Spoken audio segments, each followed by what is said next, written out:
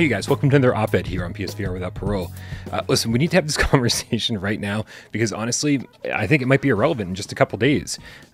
We need to talk about this upcoming Sony showcase and what Sony needs to do in order to make PSVR2 successful. Now, I know a lot of people claim that Sony's been like horribly mismanaged or that they've killed off any potential excitement that PSVR2 might have had.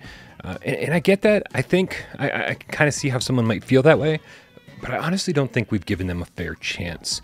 PSVR2's launch is still 6 months away, so I think we need to give them a little time to kind of show us what they have in store. And I think that giving PSVR2 some stage time during a full Sony showcase rather than giving it its own event is really a step in the right direction. It's one of the best things that Sony could do.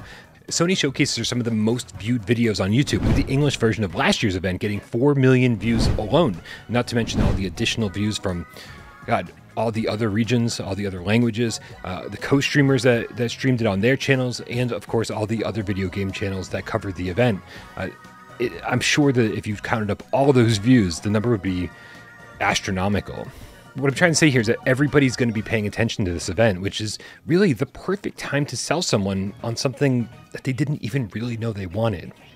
Speaking of which, this would actually be a great time for Sony to start talking about hybrid games officially. If you don't believe me, just picture this and bear with me.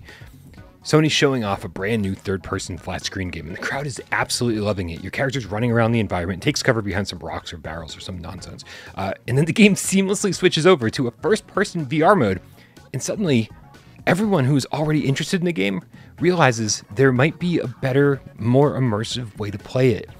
One of the biggest problems on PSVR1 was the lack of recognizable IPs. First-party Sony studios delivered games like Astrobot Rescue Mission and Blood and Truth instead of Ratchet and Clank and Uncharted. And third-party studios were reluctant to bring over their IPs too, so we got a lot of great games, but with names like Immortal Legacy and Golem. Those games impressed people who were already into VR, but certainly weren't bringing anyone new into the fold. So this time around, we're going to need big AAA games. And just as importantly, we're going to need to show people how playing those flat screen games that they're interested in already with a VR headset on will be a game changer.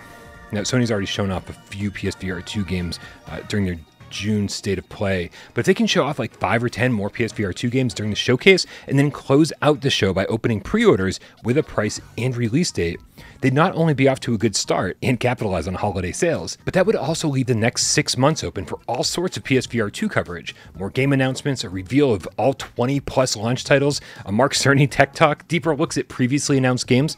So no matter how much Sony shows at the showcase, it would be almost impossible for them to blow their load completely. Now, if you think I'm being overly optimistic, well, I might be, but think about this. Sony can't be happy with having only sold 6 million PSVR1 headsets, which means that they can't rely on the same strategies that they had for PSVR1. I mean, what's really going to change if they do that? It's just not enough. And I don't think Sony would have even bothered making PSVR2 if they weren't willing to give it everything they've got.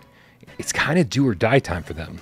Either make VR happen on PSVR2 by throwing everything they have at it, or just move on. So what do you think? Is this asking too much of Sony? And maybe more importantly, is Sony's marketing team even capable of delivering on the kind of hype that PSVR2 needs?